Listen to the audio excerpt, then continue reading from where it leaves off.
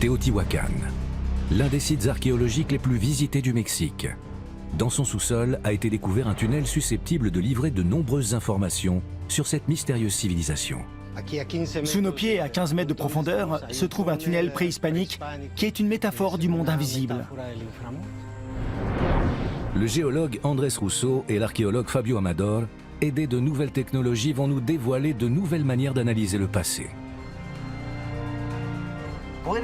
Pénétrer dans ce tunnel, c'était comme pénétrer dans le cœur de la Terre. Une expérience inoubliable. Sous la pyramide de Quetzalcoatl, des milliers de vestiges ont été retrouvés et ont révélé d'importantes informations sur les premiers habitants de la région. Toute l'importance de notre projet se trouve là, car la technologie va nous permettre de comprendre, étudier et protéger ces sites historiques, ainsi que les nombreux éléments qui y ont été déterrés. Que cachent ces tunnels? Nos experts trouveront de nouvelles réponses à ces questions en menant une exploration technologique sans précédent pour révéler les secrets enfouis.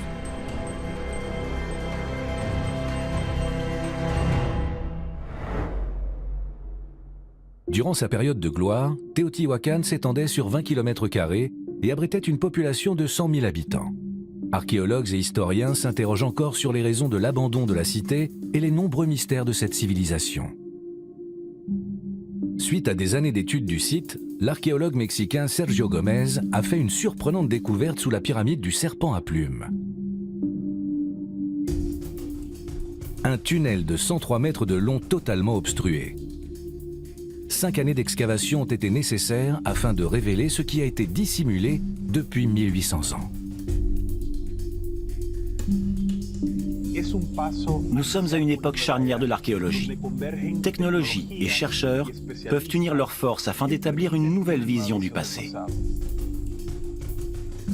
Dès mon arrivée au temple du serpent à plumes, Sergio m'a alerté sur les problèmes de conservation du site, surtout au niveau de la façade du temple. Tout était recouvert. En effet, les habitants de Teotihuacan ont recouvert une partie de cette zone afin de protéger le temple du serpent à plumes. Cette partie a été découverte par l'archéologue Manuel Gamio en 1917, qui a tout désobstrué. C'est à lui qu'on doit le nom de temple de Quetzalcoatl. On pense aujourd'hui que le terme de temple du serpent à plumes serait plus adapté, car nous pensons qu'il n'était pas dédié uniquement à Quetzalcoatl. Quels sont vos objectifs en termes de conservation? En 2002, j'ai lancé une enquête pour tenter de résoudre de graves problèmes concernant cette structure. On en a conclu que l'humidité détériorait grandement l'intérieur du bâtiment, ainsi que les sculptures qui l'ornent. La devanture de l'édifice est décorée de magnifiques sculptures représentant des serpents à plumes, gravement endommagés par l'exposition au soleil, l'humidité, mais aussi par les changements drastiques de température. Grâce à cette caméra thermique, qui est un instrument de haute précision, nous avons pu visualiser, analyser, mais aussi quantifier les changements de température subis par différentes parties de la façade de l'édifice. Et ces indications ont informé Sergio et son équipe sur les zones de la façade du temple où ils devaient concentrer leurs efforts de conservation. J'ai analysé la façade grâce à ma caméra thermique et ces images nous offrent des informations très intéressantes. Voici à l'image la façade du temple du serpent à plumes. Et nous allons voir ce qu'elle subit au quotidien. Le blanc indique les points les plus chauds et le noir les plus froids. Voici une des sculptures de la façade. Comme tu le vois, la sculpture est exposée au soleil et au climat de différentes façons. En effet, cette information est très importante, car c'est le genre de détail qu'il est impossible de déceler à l'œil nu. En effet, ces images sont exceptionnelles. Regarde, ici nous avons 2 escargots qui se trouvent sur la zone de la façade.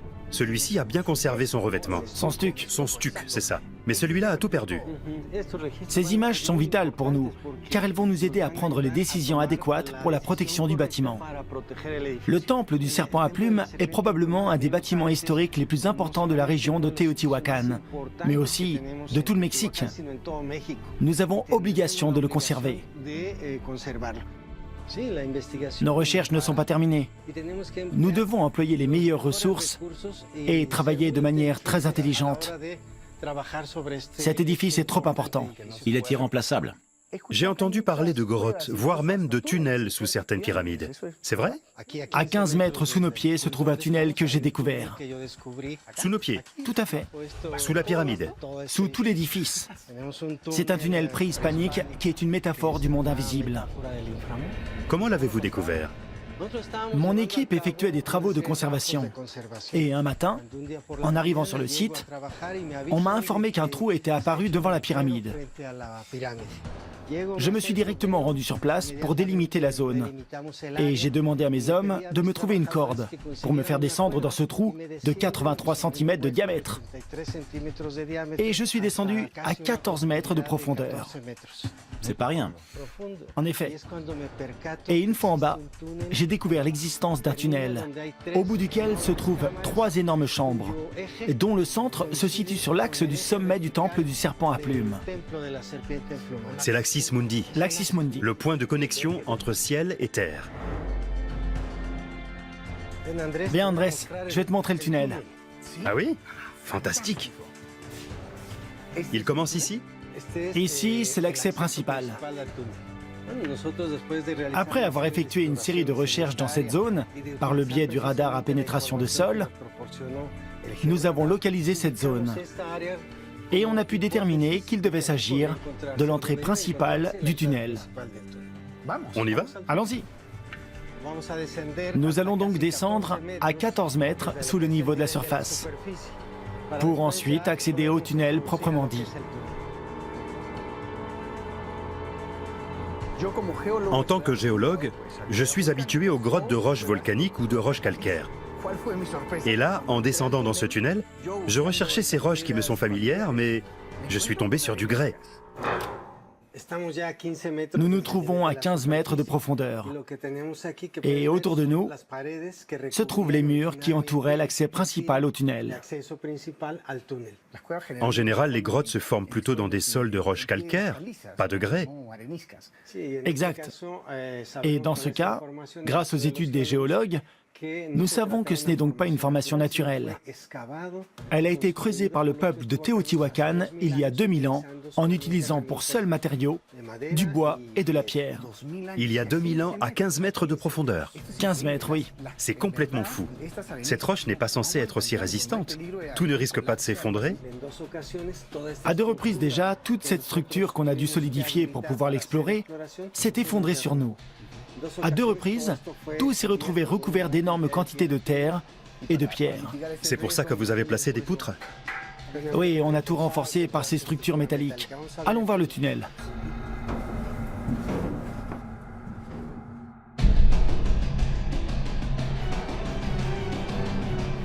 L'architecture du site de Teotihuacan est imposante. Les pyramides du Soleil et de la Lune sont comme 2 gigantesques montagnes, tout comme la pyramide du serpent à plumes de dimension moindre, mais dont la façade est bien plus élaborée.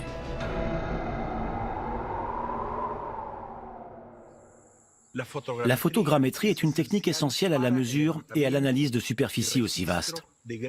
Ce processus nécessite l'utilisation de plusieurs outils, le premier étant un drone.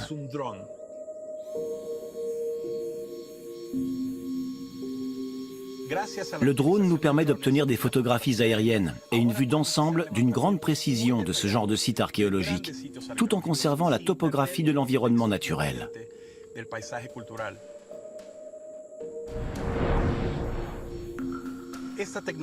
Cette technique est révolutionnaire, car elle permet d'obtenir des données tridimensionnelles précises d'un site. Et ainsi, elle permet de déterminer les problèmes liés à sa conservation.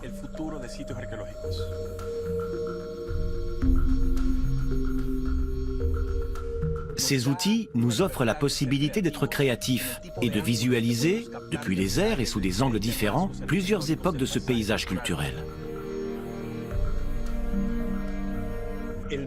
Ensuite, nous procédons à l'analyse des éléments captés par la caméra. Tout ceci grâce au drone et à une reproduction tridimensionnelle du site. Nous obtenons ainsi une vue d'ensemble aérienne très précise, à laquelle les archéologues n'avaient pas accès auparavant.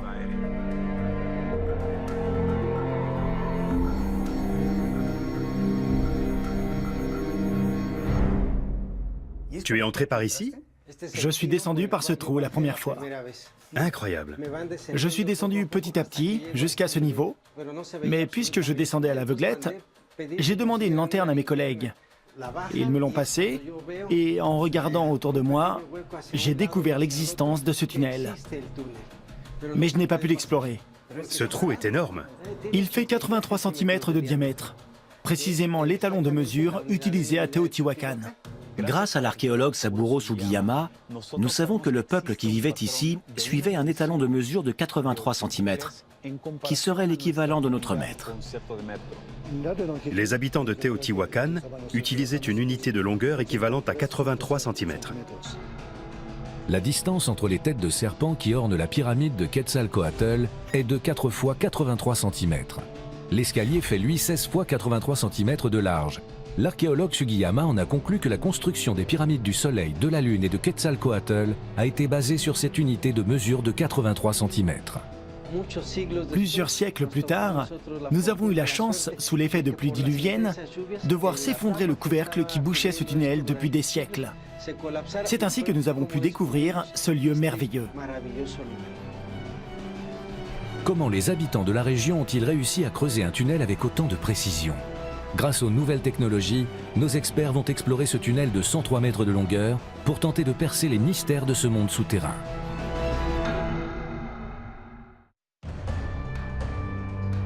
L'abandon de la cité de Teotihuacan par ses habitants est un mystère que même les propres Aztèques n'ont pas été en mesure de déchiffrer.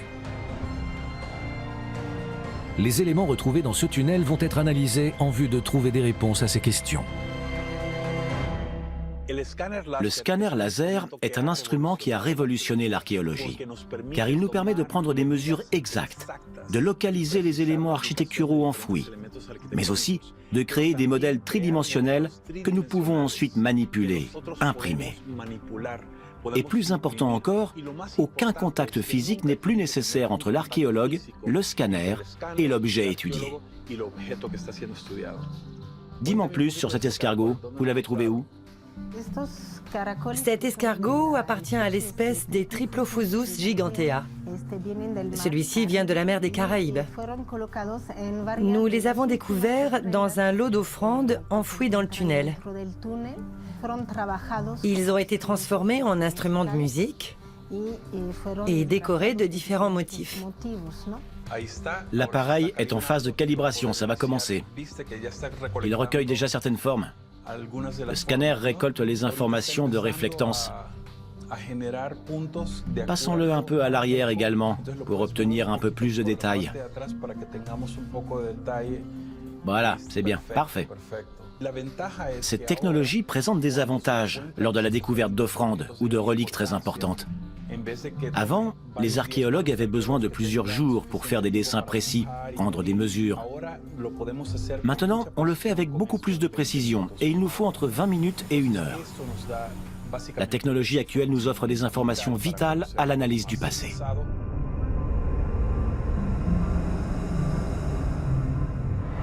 Cette rencontre avec le docteur Sergio Gomez, qui a découvert le tunnel, a été une expérience exceptionnelle. En descendant dans la grotte, ils sont allés de surprise en surprise. Ils ne savaient pas jusqu'où se prolongeait ce tunnel. Nombre de ses collègues lui ont conseillé de ne pas perdre son temps à explorer ce trou, parce que ce n'était probablement qu'un système d'évacuation de la cité. Mais Sergio s'est obstiné, et cette obstination a mené à une incroyable découverte. Tu me disais que quand tu es descendu la première fois, il y avait de la terre jusqu'ici. Comment avez-vous fait pour explorer cet endroit? Il y avait un petit trou de cette taille qui nous permettait de voir un peu plus loin. Un jour, j'étais au bureau et un jeune qui fabriquait des robots est venu me voir. Tout de suite, j'ai tilté.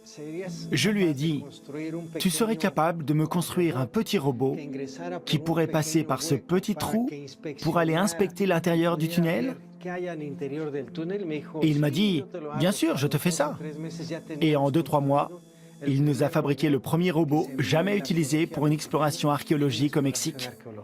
C'est le fameux Tlaloc 1. Exact. D'accord. Il a été construit par un étudiant de l'Institut Polytechnique National. C'était la première fois en Amérique et la deuxième fois dans le monde que cette technologie était utilisée à des fins archéologiques. Et voici le premier prototype développé. Nous avons posé 2 caméras dessus. Celle de devant servait à l'inspection en détail, avec une rotation à 360 degrés, qui nous permettait de voir tout autour et d'identifier le moindre obstacle rencontré par le robot. Cette caméra arrière nous a servi à piloter le robot.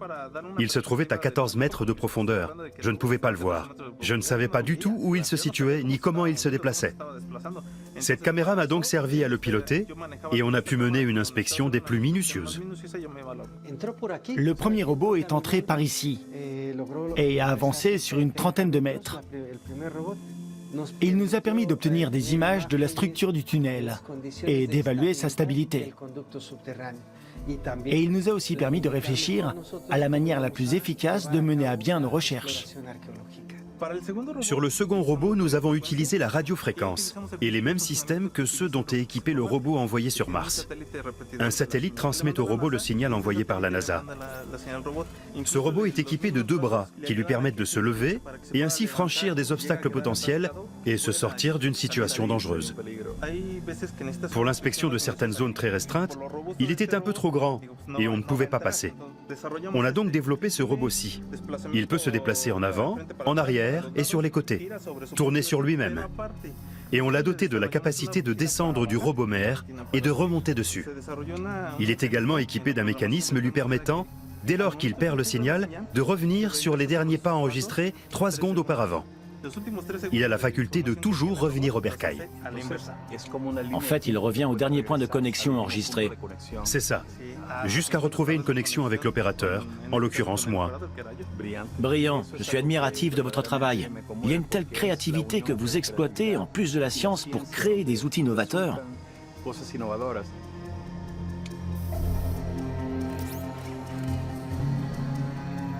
1800 ans après la fermeture du tunnel du Serpent à Plumes, la technologie nous aide à déterminer l'origine des objets et des matériaux cachés à l'intérieur.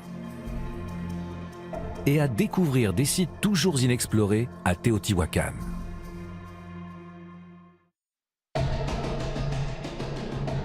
Les habitants de Teotihuacan se sont installés au cœur du Mexique, une région naturellement riche offrant un accès privilégié à l'eau.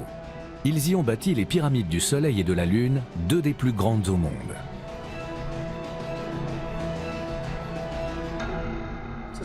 Et ici se trouvent les restes des murs que la population de l'époque a fabriqués depuis le centre du tunnel jusqu'à l'accès extérieur, de manière à ce que rien ni personne ne puisse accéder à ce qui se trouve à son extrémité. Il y a une vingtaine de murs, dont certains épais de plus de 3 mètres, allant du sol au plafond. Nous savons aussi que le tunnel a été bouché à 3 occasions. Après 8 ans d'exploration, nous avons déplacé 1000 tonnes de terre et de pierres. Et au cours de cette exploration, vous avez retrouvé des objets d'époque? Depuis le début du projet, nous avons retrouvé plus de 100 000 objets dans le tunnel. Des objets en tout genre. Nous avons récupéré des centaines d'objets en céramique, d'autres en obsidienne, en silex, en jade, des milliers de sculptures de jade importées du Guatemala. Également de grands coquillages et des escargots soigneusement acheminés jusqu'ici depuis la mer des Caraïbes. Nous avons des sculptures de pierre taillées dans le jade, mais aussi et surtout des objets en bois. Plus de 8000 objets en bois, en excellent état de conservation. Et aussi de nombreuses balles de caoutchouc. Pourquoi les ont-ils enterrées ici? Je pense que c'est ici que se trouvait le terrain de jeu de balle. Une structure de plus de 130 mètres de longueur. La plus grande jamais découverte au Mexique. Mais malheureusement, nous n'en avons localisé que la moitié, car le terrain a été détruit par les propres habitants de Teotihuacan pour laisser place à la citadelle. Au nord-ouest de la pyramide du Soleil se trouve un ensemble architectural duquel ressort le palais de Tepantitla. Sa fresque murale, Tlalocan, semble être une représentation du paradis de Tlaloc, le dieu de la pluie. Ces représentations murales sont importantes pour comprendre les civilisations dont la culture n'est pas écrite. Car par le biais de ces dessins, l'histoire d'un peuple nous est contée. Nous sommes devant les fresques de Tlalocan, certainement les plus spectaculaires du monde préhispanique. Dans le palais de Tepanthetla se trouvent des dessins d'un monde paradisiaque. Un monde où l'eau et les fleurs sont abondantes, où des festins sont organisés, où les gens jouent à la balle. L'élément central de ce dessin, c'est la montagne d'abondance. Une montagne d'où l'eau ne cesse de couler et où se trouvent de nombreuses plantes. C'est une idée centrale de la mythologie mésoaméricaine. Mais ces dessins soulignent également qu'il n'y a pas d'abondance sans sacrifice. Les dieux eux-mêmes se sont sacrifiés pour nous offrir la vie. Et nous nous devions de sacrifier d'autres humains pour nourrir les dieux. Nous allons utiliser 2 technologies pour capturer ces fresques. L'une d'elles est le Gigapan. C'est ce trépied robotisé, muni d'un appareil photographique de très haute définition, qui va permettre de prendre une série de clichés de la fresque, qui, une fois regroupés, formeront une mosaïque. Un véritable panorama à partir duquel nous obtiendrons une meilleure résolution et de meilleures couleurs. Cela nous permettra peut-être de découvrir des détails passés inaperçus auparavant. J'aimerais d'abord que tu m'expliques les raisons de l'utilisation de l'hématite. Déjà parce qu'elle est très abondante dans la région. Et elle permet d'obtenir une couleur rouge très vive. Mais ici, ils ont utilisé le rouge car c'est la couleur du soleil, de l'Est, du paradis d'où naît le soleil. Cette civilisation a peint sa vision de la vie mythique et de la vie réelle de manière idéalisée. Nous utilisons une deuxième technologie pour œuvrer à la préservation de ces fresques. C'est le scanner laser qui nous permettra de localiser et de reproduire en 3 dimensions les éléments architecturaux et les surfaces décorées. Nous allons donc pouvoir analyser le détail de la fresque, tout en naviguant dans les différents espaces. Ainsi, nous pourrons comprendre la localisation de chaque divinité et de chaque objet représenté au sein d'une bâtisse virtuelle. Que penses-tu de ces technologies ? L'opportunité de recréer ces espaces avec autant de détails va changer l'archéologie telle que nous la connaissons.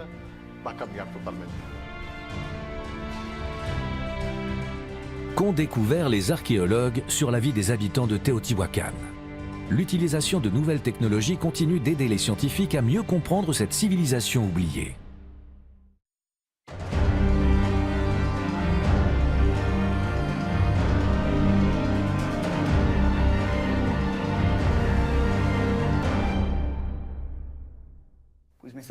Nous nous trouvons donc actuellement sous le temple du serpent à plumes. En effet, et je dirais même plus, nous sommes exactement dans l'axe du sommet du temple, qui correspond au centre des 4 points cardinaux dans le tunnel, à 18 mètres de profondeur. Le point se trouve ici. Oui, juste là. C'est ici que se trouve le tunnel imaginaire qui connecte les 3 niveaux du cosmos. C'est un microcosmos. C'est ça. Et tu m'as indiqué qu'ici, ce sont des représentations de montagnes. C'est une formation qui n'est en rien naturelle. Elle a été bâtie afin de former un paysage rituel. Dans le monde enfoui, les mythes veulent qu'on trouve des rivières, des fleuves et des montagnes. Et ce que tu vois ici, Oui, c'est la représentation de petites montagnes. Les parties plus profondes représentent les vallées d'un paysage mythique. Et c'est dans ces parties que nous avons retrouvé du mercure liquide, qui y a certainement été placé afin de représenter l'eau sacrée. Le monde enfoui n'est pas qu'un monde de mort, c'est aussi un monde de création, occupé par des divinités et des forces en mouvement constant, chargées de veiller au respect de l'ordre de l'univers. on a donc les montagnes, les vallées, les mers et au plafond, j'ai comme l'impression que ce sont des étoiles. Les constructeurs ont façonné le plafond du tunnel pour y reproduire le ciel et l'ont même imprégné de minerais métalliques pour qu'il brille. Lorsqu'ils venaient ici, Les habitants de la cité s'éclairaient à la torche et le ciel resplendissait. Ce que nous avons au plafond, c'est une représentation préhispanique du ciel et des étoiles, tels qu'ils figurent dans le monde enfoui. Ce devait être quelque chose de très impressionnant. C'est magnifique. L'étude de l'ensemble du site de Teotihuacan est fondamentale à la perception de son histoire. L'ensemble architectural de la Ventilla, environ 1 km au sud-est de la citadelle, est un petit quartier avec ses habitations, ses rues, ses temples et un système hydraulique complexe conçu par des ingénieurs visionnaires. La zone de la Ventilla est un ensemble architectural composé de plusieurs bâtiments sur lesquels on trouve de nombreuses décorations et peintures. Les éléments de la cosmologie, de la foi et de la religion de ce peuple sont ici représentés à Ventilla. Afin d'analyser ces structures extrêmement fragiles et délicates, j'ai utilisé une caméra contrôlable à distance grâce à une tablette. Et j'ai également décidé de la placer au bout d'une perche afin de m'éloigner au maximum du sol et en obtenir la meilleure image possible. Nous disposons ainsi de deux avantages. D'une part, celui de ne pas endommager le support fragile des glyphes, et d'autre part, de mieux manipuler la caméra afin d'obtenir une image absolument parfaite.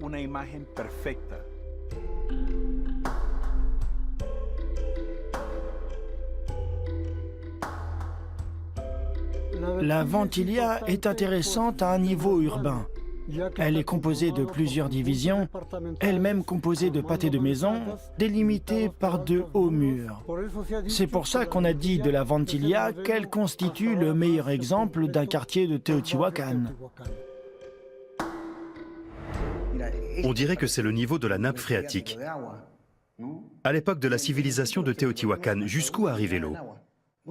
Il y a des chances pour que l'endroit où nous nous trouvons ait été submergé d'eau à une époque, parce que le niveau de la nappe phréatique se trouvait entre 11 et 13 mètres. Et là, nous sommes à 18 mètres sous le niveau de la surface. Il est donc probable que ces peuplades aient creusé ces tunnels en profondeur pour que l'eau y circule en permanence. Vous avez trouvé des objets ici? Nous avons trouvé les offrandes les plus importantes de la région. 4 énormes sculptures, représentant 3 femmes et un homme, placés de telle sorte qu'ils observaient l'axe imaginaire qui connecte le monde enfoui, la terre et le ciel. Ces 4 personnages représentent le pouvoir de la géomancie, qui est la pratique de divination permettant la détermination d'un lieu sacré sur lequel fonder une cité. Après les avoir recueillis et nettoyés avec soin au laboratoire, nous avons trouvé dans leur dos des poches, dans lesquelles on transportait tous les objets symboliques qui servaient à la magie et à la divination. C'est fou parce que ces gens sont arrivés à un incroyable degré de précision sans technologie moderne. Comment? Ils ont utilisé une technologie très basique, mais disposaient forcément d'importantes connaissances en géométrie afin d'obtenir de tels tracés. On utilise actuellement un scanner laser pour vérifier nos précédentes mesures et localiser avec précision l'axe vertical du temple du serpent à plumes. La science permet d'importantes avancées, mais aussi de confirmer ce qui a été fait par le passé. Sergio et ses équipes analysent de nouveau les dernières chambres à l'aide d'un scanner laser pour comparer ces données avec ceux des précédentes analyses. Ces équipements facilitent le travail archéologique de manière impressionnante, mais ils nous font aussi gagner grandement en précision. Qu'avons-nous découvert sur le peuple vivant à Teotihuacan au cours des dernières décennies? La technologie pourrait nous offrir des révélations surprenantes. La cité préhispanique de Teotihuacan est classée au patrimoine mondial de l'UNESCO. Julie, c'est un honneur de te rencontrer. Je viens de sortir du tunnel avec Sergio, qui m'a indiqué que tous les objets retrouvés en bas se trouvent ici. La majorité des objets se trouvent effectivement ici. Mais certains, comme ceux en bois, qui nécessitent un traitement et une conservation particuliers, se trouvent dans nos autres labos. D'accord. Et vous avez combien d'objets environ? Nous avons environ 100 000 objets. Sergio m'a accompagné à l'endroit supposé où l'on jouait à la balle. Il m'a raconté que des balles de caoutchouc ont été retrouvées. Tout à fait. Nous en avons une dizaine. Et elles sont assez grandes. En effet, elles pèsent plusieurs kilos. Celles-ci sont composées d'une forme de caoutchouc, organique donc, que nous devons conserver sous plastique, Incroyable. avec des absorbants d'oxygène et d'humidité. Les dernières offrandes ont été retrouvées sous l'eau, dans un contexte anaérobique, donc sans oxygène. C'est pour cela qu'elles sont dans un état de conservation assez incroyable, dont cet objet en bois. Ça, c'est du bois? Tout à fait. Il est très rare qu'on retrouve ce type d'objet de bois à Teotihuacan. Fascinant. Et pour les sacrifices, on utilisait des lames en obsidienne. Oui, ce sont des couteaux en obsidienne. En l'absence de métal, ils se servaient de ce matériau pour couper. Nous avons ici un noyau d'obsidienne grise qui provient d'un tombeau. C'est là-dedans qu'on découpait les lames prismatiques et on l'a retrouvée telle quelle dans l'offrande. C'était une façon pour les habitants de Teotihuacan de montrer combien l'obsidienne comptait pour eux. À quelques kilomètres du site se trouvent d'importantes mines d'obsidienne. Les peuples de Teotihuacan venaient s'y fournir en matériaux pour fabriquer les armes qui leur ont octroyé leur puissance militaire. J'ai étudié plusieurs volcans dans le monde et souvent trouvé de l'obsidienne. Mais je n'ai jamais récolté ce minerai. C'est pourquoi j'ai demandé à un artisan local qu'il m'en dise un peu plus. J'ai ici un marteau géologique. Et j'aimerais savoir si vous pouviez tirer un couteau de ce bloc. Tout à fait. On commence par un petit coup à un endroit précis.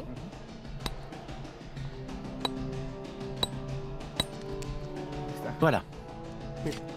Tranchant, n'est-ce pas? En effet, En tapant dessus, ils obtenaient des lames tranchantes, comme des bistouris. Et ensuite, avec des coups de plus en plus précis, ils pouvaient les façonner. incroyable. L'art du travail de l'obsidienne se transmettait de génération en génération. Les frères, beaux-frères et neveux travaillaient ensemble. Et de nos jours, dans la région, presque toutes les familles ont leur atelier. Nous la commercialisons à l'échelle nationale comme internationale. Et tous les touristes venus du monde entier repartent avec leurs morceaux d'obsidienne. C'est ça.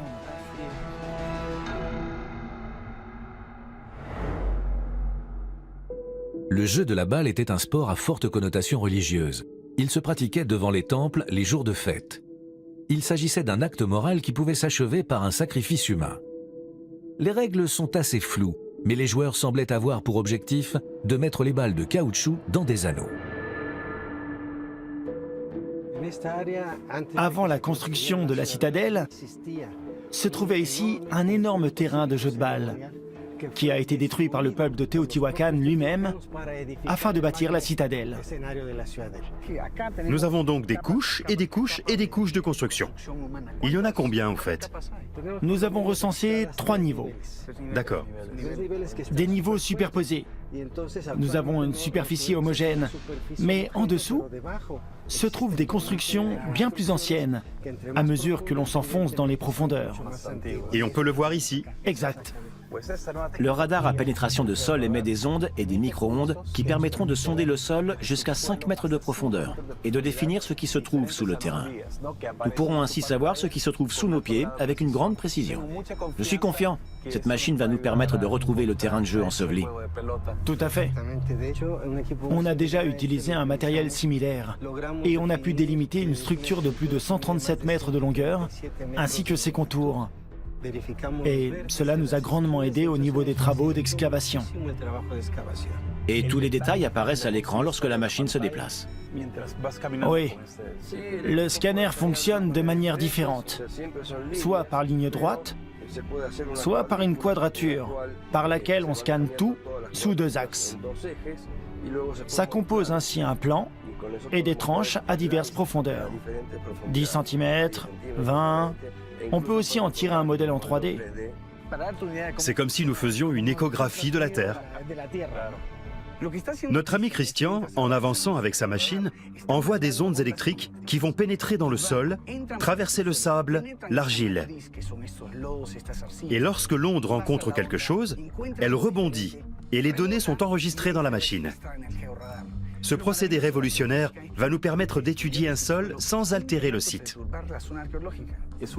C'est de l'archéologie visuelle. Je pense que dans le futur, ce sera un outil indispensable à l'archéologie. Nous travaillons déjà beaucoup avec la technologie car elle nous permet d'éviter les erreurs et offre beaucoup plus de précision. Les interprétations que nous faisons le sont par des données tout à fait réelles. Je suis heureux de savoir que ce type de technologie est utilisé à Teotihuacan. Nous obtiendrons ainsi bien plus de détails dans nos recherches et nous comprendrons ainsi comment les bâtisseurs de cette cité ont utilisé et visualisé cet espace qu'ils considéraient comme sacré. Tout à fait. Quel secret la technologie aérienne nous permettra-t-elle de découvrir? Ce changement de point de vue archéologique nous aidera à mieux comprendre l'axe du monde se trouvant au cœur de la religion de Teotihuacan.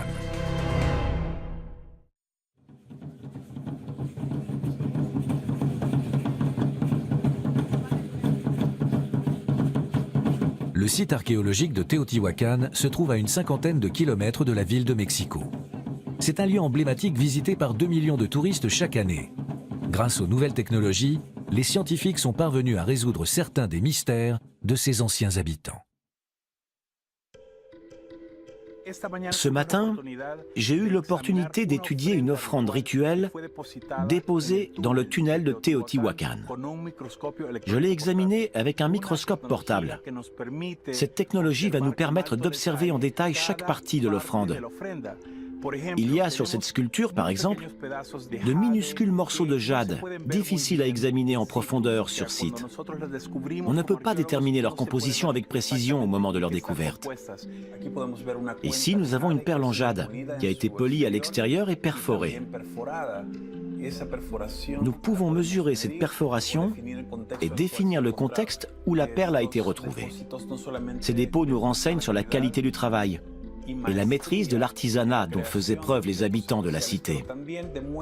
Mais ils nous disent aussi qu'ils étaient capables de faire venir du jade depuis le Guatemala et des coquillages depuis les côtes. Par le biais de ces images et du logiciel du microscope, je vais prendre des photographies et des mesures immédiatement et les envoyer à mes collègues experts qui me fourniront des informations détaillées. Et ce, sans avoir à déplacer l'objet de son contexte archéologique ou du laboratoire, ce qui est d'une importance capitale. Il est vital à ce projet que la technologie la plus adéquate soit utilisée afin d'étudier, comprendre et protéger ces vestiges uniques qui ne sont révélés qu'aujourd'hui. Nous allons découvrir les données enregistrées par le géoradar.